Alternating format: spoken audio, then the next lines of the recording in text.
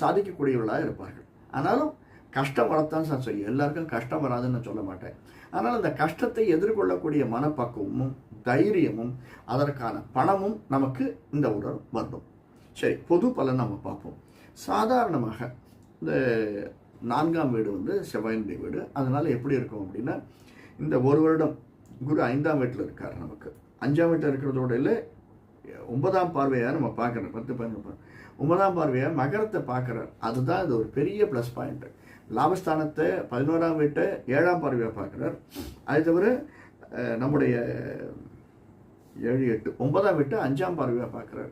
இந்த குருவனுடைய பார்வை மேன்மையை தரக்கூடியதாக இருக்கிறதுனால என்னதான் 7ஆம் நாட்டு சனி இருந்தாலுமே இந்த எதிர்வரக்கூடிய ஒரு வருடம் அவைகளை எல்லாவற்றையும் நம்ம மிதித்து, ஒரு கெட்ட செய்தி எது வந்தாலும், நம்மளுக்கு எந்த விதமான பாதகங்கள் வந்தாலும் அதை